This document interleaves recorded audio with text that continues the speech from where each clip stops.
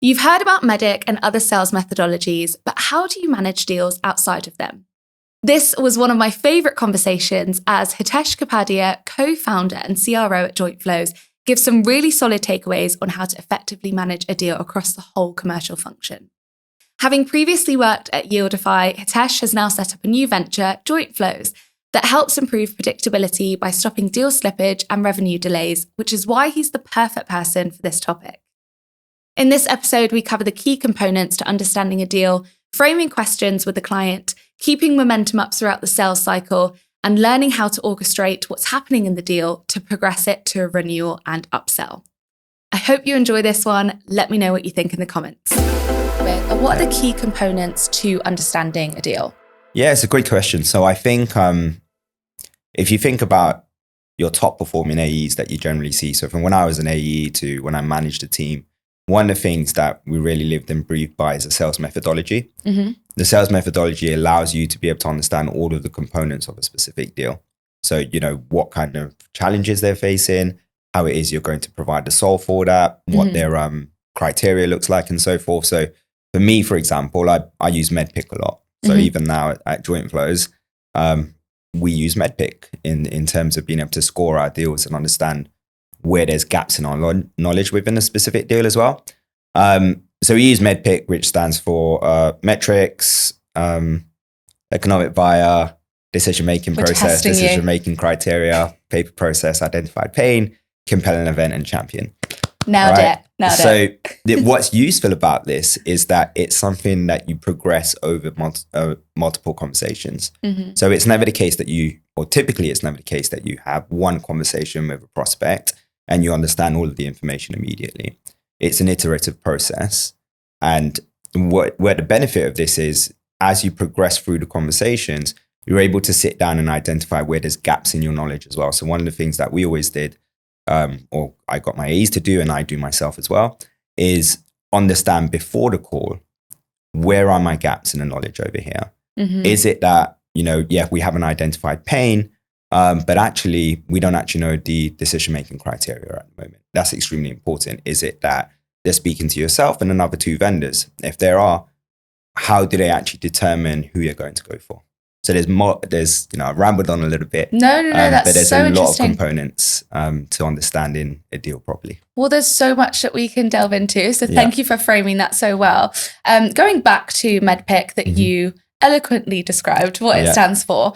When people might be starting out in tech sales, I know obviously this episode is more for those AEs that are in that role, but just for the sake of any viewers that are watching this that don't really understand what methodologies are, how would you describe what they are and why are they important for sales teams to use? So I think a sales methodology, irrespective of the one you use, is important because it allows you to map out what the process actually needs to look like. Mm-hmm.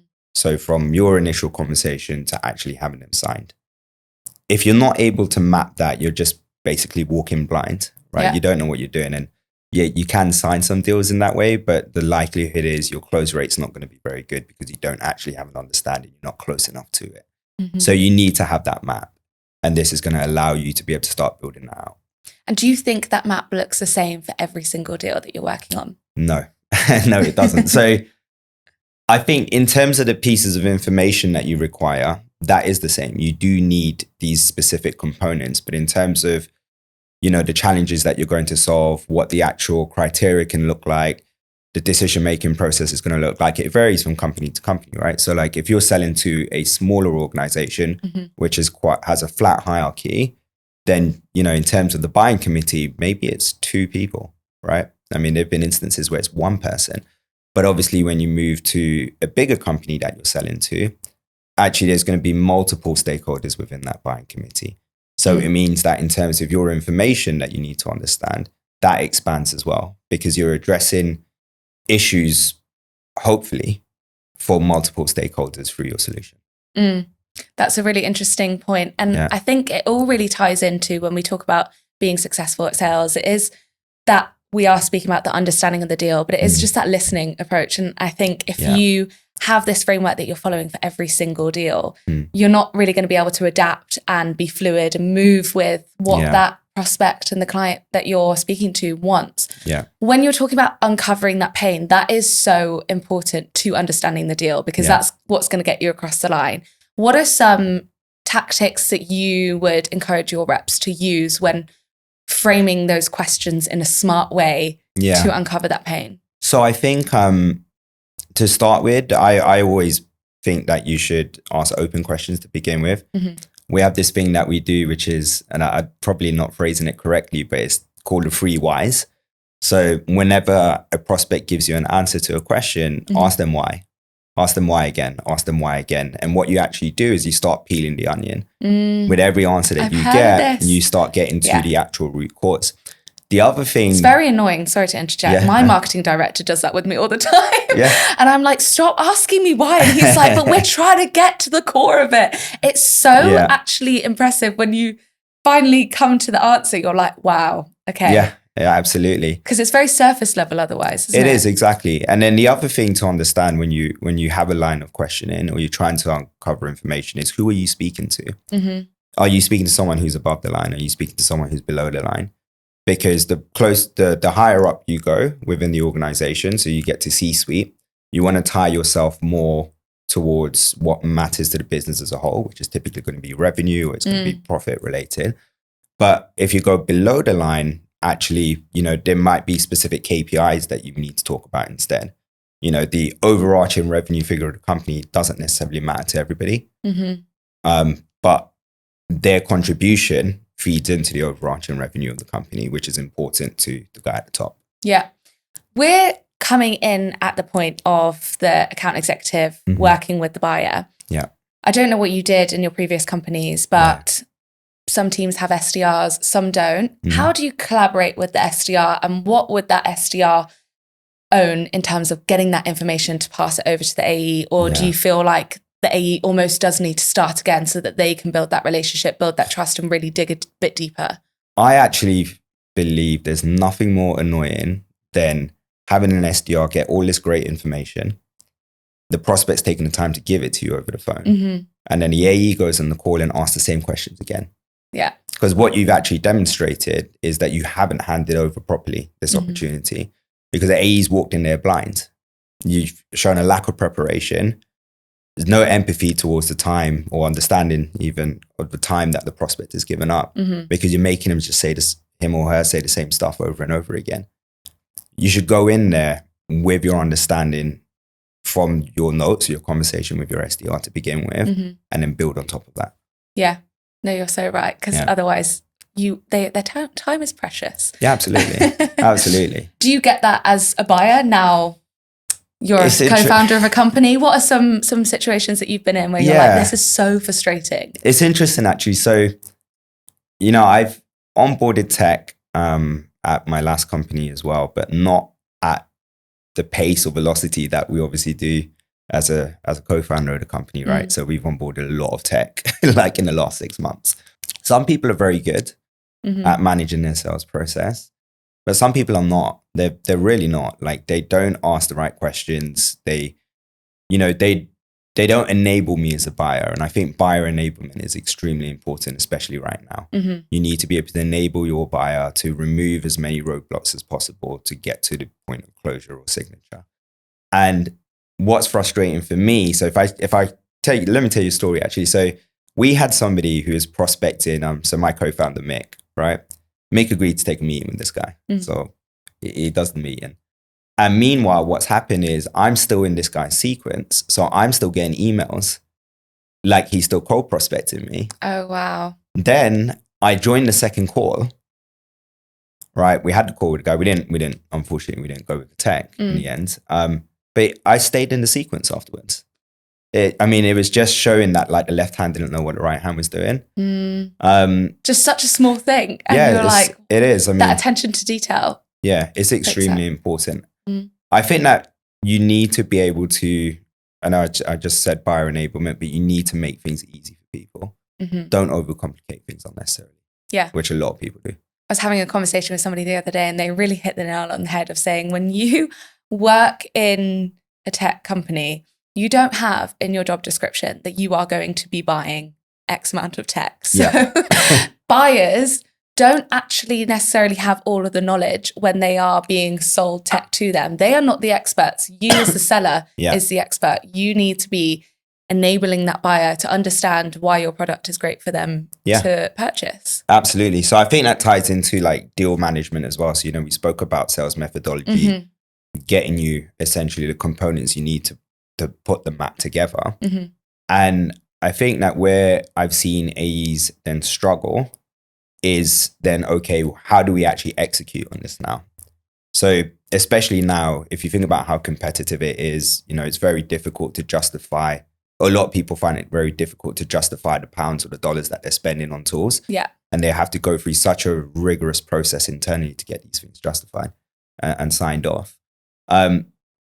What it means is effectively as an AE, you become a project manager. And inherently as a salesperson, I know it's true for me. I don't want to project manage. I want to speak to people all day. I want you to say, yes, I want to work with you. And I want to give you a contract to get you to sign it. But I don't necessarily want to go through the rigor of all of the steps that are required to project manage that. And so that's an important skill set that I don't think, you asked me about the buying experiences I've had, that I don't necessarily think everybody does well. And how can people be better at that project management style if you've been trained as a seller? Yeah. That is a shift. Yeah, but it's an extremely important shift, especially now you have to be able to project manage that deal. So I think it's about understanding, sitting down with your buyer, right? Now, there's a couple of challenges that come up immediately is that if you actually look at the tenure of people who are buying these solutions, it's going lower and lower. And what that means is they haven't necessarily gone through a buying or an onboarding cycle within the company that they're in. Right. So at times it's the blind leading the blind, right? I'm talking to my champion and I'm like, hey, so, what do you do next? I don't know. Maybe I need to go figure it out. So what you actually want to be able to do as an AE is say, okay, Mr. or Mrs. Prospect, I know, I have asked you the question and you're not entirely sure what the process looks like. What I do know is that for companies that look like you, that work with us, typically this is what the process looks like. You sit down with your champion and you start mapping it out. As you map it out, what will happen is you'll probably find that 80 or 90% of that process is going to be the same for that particular segment of customer. Yeah. Right? But there's going to be a nuance. So there's going to be 5 or 10% that's going to be different. And what the best AEs are able to do is get ahead of it. So you have your touch points with your champion to be able to understand what are these additional steps. Arm them with the ability to be able to understand what it looks like and then help them clear all the roadblocks to get to close. Do you think there's then a sense of collaboration that you were like, Massive. This is how we would usually do it? What do you think of that? Is there anything that you would like to add to this, take away? Let's build our own bespoke framework of how we're going to work together. Yeah, absolutely. There's going to be similarities, right? So, one of the analogies that we use is, if you think about a puzzle, you have all of these different pieces in it, right? And sometimes you can start from the peripheral, so from the frame, and you put it together. And that's how my wife does puzzles, right? She starts there, she builds the frame. And She's goes smart. in. That's the best way to do a puzzle. Whereas me, what I do is actually I Don't look tell at me the you start picture. from the middle. I look at the picture and I'm like, right, so I think these two pieces go together. Right, and I start putting it together. But it's about being able to illustrate or articulate to your buyer, these are the pieces of the puzzle that we need to put together, right? Typically, this is what we're going to need. Are there any additional pieces we need? What does that final picture look like? Yeah. And make sure that you're both building it with the same process exactly. Because you and your wife building a puzzle together, I don't want to be in the house when that's happening because that sounds stressful. Yeah, I'm not very good at puzzles. I'll come round to your house. I'll build a puzzle with your wife because we both build from the outside in. Yeah. That is the best way. I don't have the patience. So I just start. No, it takes a lot of patience. It's very therapeutic, but it is stressful. Yeah. So you mentioned champions, and I know that's a whole other episode we could go into, but while we are speaking about this, and I think managing that deal, it is so important to bring those champions in. Absolutely. How would you advise identifying a good champion? You have to. So I've fallen victim to this before. So I think early in my career, I wasn't able to correctly identify a good champion. Like some people can appear to be a champion, but they're not. They can still serve a purpose. Maybe they're information gatherers. They'll give you the knowledge that you need to be able to support you in selling this deal, but they're not your champion. So what I learned very quickly was you need to be able to challenge your champion. So you almost need to test them. Test your champion. That's what I say. You need to be able to test your champion.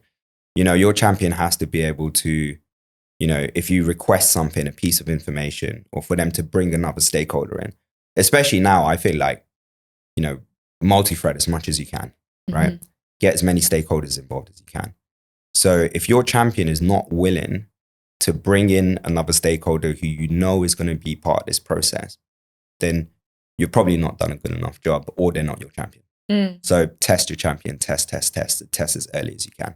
And what would you do with that champion that is kind of acting as a champion for you, but then you realize that they're not the right person? Do you still keep them close? Yeah. Or do you have that break up and be like, hey, it's not you, it's me, you're just not right? It's a good question. I think that, so it goes back to what I was saying before, that buying committees are just so big now. Not everybody's going to be your champion, but that person probably does play a role in the process. Yeah. And so you need to keep them involved. For me, I like to update people, so if I have like an exec buy-in as an example, they're not going to be involved. They're not your champion, right? But maybe they take the initial call and they're like, right, actually, I feel like it could be good. Go speak to this guy because he looks after it. I will always keep them, hey, Mr. or Mrs. Prospect, is it okay or not even if it's okay, I'll let them know. I'm going to be keeping you up to date with our conversations that we have. Like, okay, that's fine. Because then as you progress that deal, no one's coming in blind to it. Everybody's on the same page. They all know who you are. They all know what your company does, and they all know the challenge that you're solving. There's nothing worse than getting to the end and realizing there's a stakeholder over here who hasn't got a Scooby. They don't know who you are. And unfortunately, with the climate that we're in at the moment, people leave. So if you're one person that you're speaking to, bugged. Absolutely. Have you ever had that situation? Loads. Really? What do you do then? I told you before the cameras turned on, like I've failed a lot. Right? Yeah. I think most AEs have. Like you don't win every deal. There are things that happen within your control that you could do better, but equally, as you said, there are things that happen outside of your control. Someone leaves a job. And this is the issue with only having one point of contact within the company. If you've successfully multi-threaded, you've engaged with multiple people within that buying committee, that one person leaving will impact the timeline. Maybe it might impact something, but you still have a deal. If you have one person and they've left, you do not have a deal. Deal's gone. Is that what happened when that's Literally, happened to you before? You're just like, it's gone. You try to go back in, to their manager or whoever it is who you don't really know. Yeah. And, they don't come back to you because they don't know who you are. Gosh. So and all that work that you've done. All the work's gone. That's, I've had scenarios where, I've had people get to paperwork and we're going to sign it off. Like we've got a board meeting, we're going to get the budget, whatever. And then within a week, they're like, hey, mate, like, sorry, I parted ways with the company. Wow. Yeah. I thought you were going to sign the contract. What do you mean?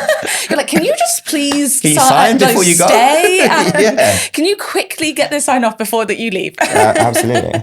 Or tell somebody when you're leaving to sign this as their first job. So we're talking about managing that deal. And I guess we kind of answered the question, but when you've got that executive buy-in and they're ready to go ahead, but they haven't signed, that whole process can be quite long. It is. And what is the longest that you've ever had from that? Yeah, we're going to go with you to actually getting signature. Probably like 18 months, 2 years. Wow. Quite a lot. But it's been like at very, very big, global, massive companies who have many moving parts. But then what happens is they deprioritize things.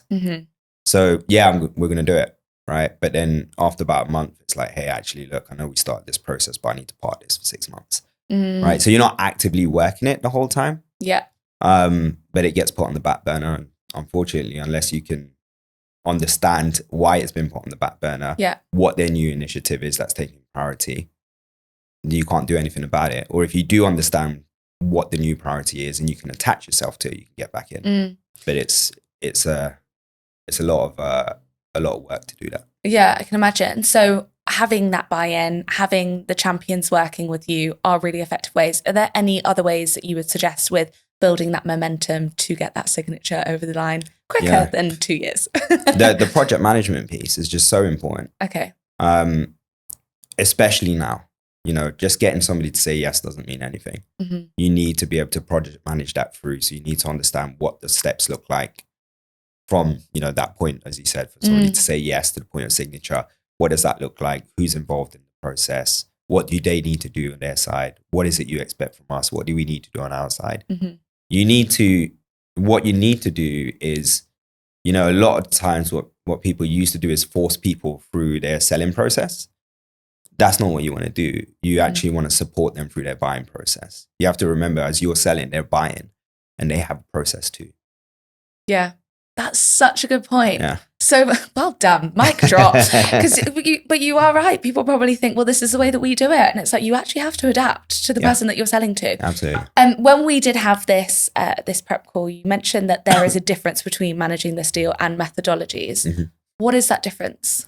So the methodology allows you to be able to understand all of the information about the deal, understand what needs to take place, when it needs to happen. The deal management is the execution of that. Okay. It's having the right workflows in place, ensuring that people are doing what they are supposed to be doing when they're supposed to be doing it. Mm-hmm. And that's where the project management element comes into. Yeah. So we've been brilliant project managers. We've got the buy-in. We've worked with our champions. Yeah. They've signed. They've onboarded. AEs tend to step away then at that point. We are seeing a shift in the industry to where AEs maybe are brought in to that renewal and upsell. Also, the lines are blurring between customer success and account management. And I think it is really, really important for us to speak about that handover process and how involved you think the AE should be throughout the whole life cycle of the customer. Yeah, I think if we take a step back, it's become very important for all businesses now to protect their client base, right? Churn is the worst thing. You want to keep your customers. And so there's an emphasis, I'm seeing a shift where actually there's become a dependency on let's grow our existing client base where we already have a foot in the door, which could be an easier way to get revenue than somebody who's cold. And then you put in at the top of the funnel that doesn't know who you are, right? And so whereas before it used to be like, are you a farmer or a hunter, right? If you're a farmer, you're a CS. If you're a hunter, you go into sales.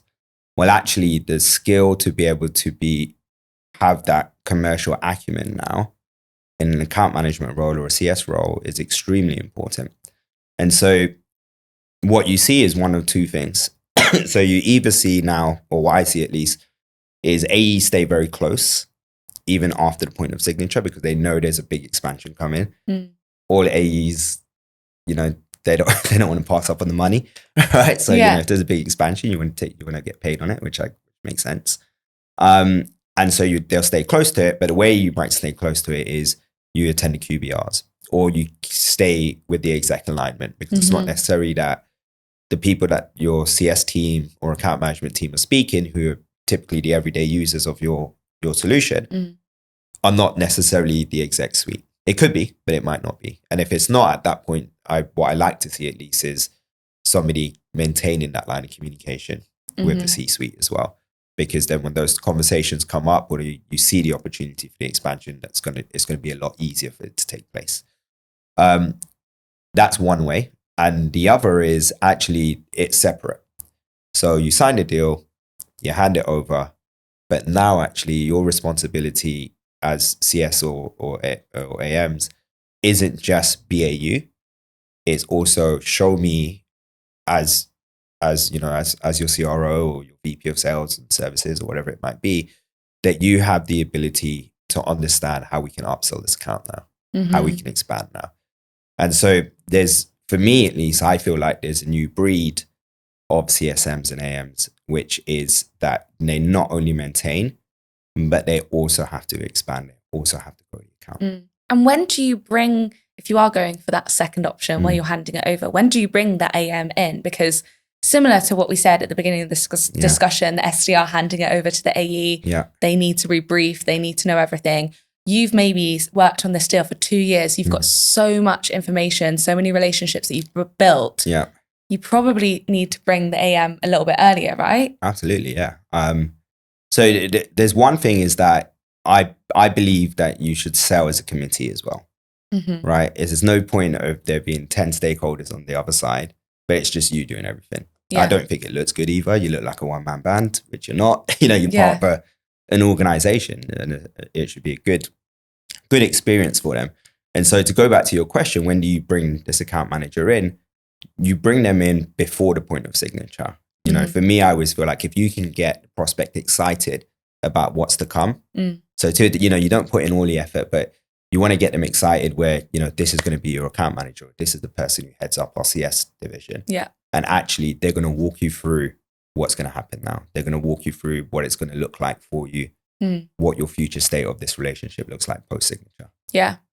If we're going for the first option, where the AE stays with the buyer and the team, and they get to know them and continue that journey more, do you think they have an advantage in the sales process because they've actually witnessed what the experience is like? Absolutely. For the client? Because sometimes it just makes me feel a lot of sellers will know how to sell the product, but they don't actually know what it's like using it, and they don't hear all of the feedback. And that is being given to the CS and AM team, which could be so beneficial for the AEs when selling it. It is. This goes back to what I was saying before. I think you should sell as a committee as well. Yeah. So in that first scenario where the AE also does the expansion and things like this, they shouldn't be doing it in isolation. You still need to be working with your team. You should, as I said, like join the QBRs. Don't be that guy that comes in and asks for the check, right? Like be the person they know who you are. Yeah. And so for me, I would get my guys to make sure they get on those QBRs, keep the exec alignment going, but work as a team. You should always be tight with your CS team. Definitely. But how do we create that divide? Because I feel like there are challenges that might come with that.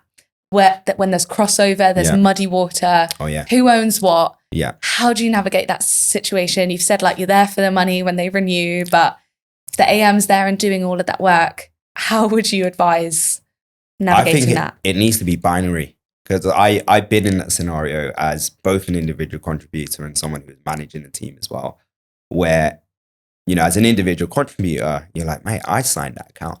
I'm getting that upsell. I don't care if I haven't been in the QBRs, right? Yeah. Like I'm the one who got this foot through the door.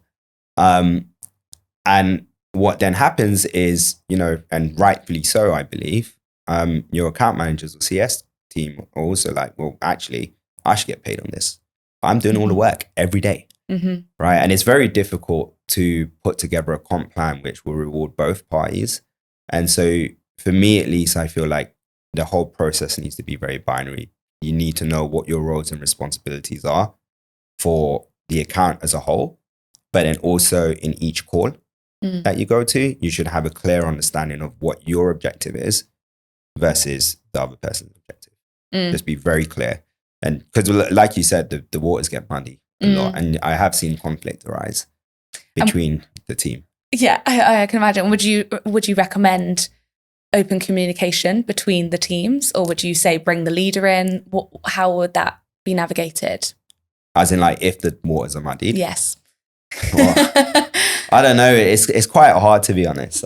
We did say we're sitting you down on a therapy couch. Yeah. Maybe we all get in a room. Yeah, it's hold hands and chat about it. Yeah. No, I think that if you, from the offset, keep it very clear in terms of who's doing what and what your responsibilities are on this account, then it's fine. So like I signed an account when I was at Yieldify, and as part of it, I built out a rate card for expansion into other markets because I was speaking to basically the budget holder globally, right? And so we had a POC to begin with, which went very well. And then we started expanding into it. So I wasn't involved with the end user, but actually every time there was an expansion opportunity, the actual budget holder would just directly reach out to me, right? Because I maintained a relationship with them. And so in that instance, I did feel like maybe I was, I wasn't, I don't feel like it was a very nice experience for the CS team, to be honest, because I was just sweeping up really when you maybe were I doing shouldn't have well, sitting back. Yeah. You were like, yep. maybe I It's shouldn't have coming in. been. But it's good that you can reflect back at that now and realize, I think there are going to be times where you're like, what is right? Where are the muddy waters? But I think, you definitely learn from it. Yeah. So that's why my advice is just be very crystal clear on everybody's roles and responsibilities, because now, expansion is top of mind for every software company I know. Yeah.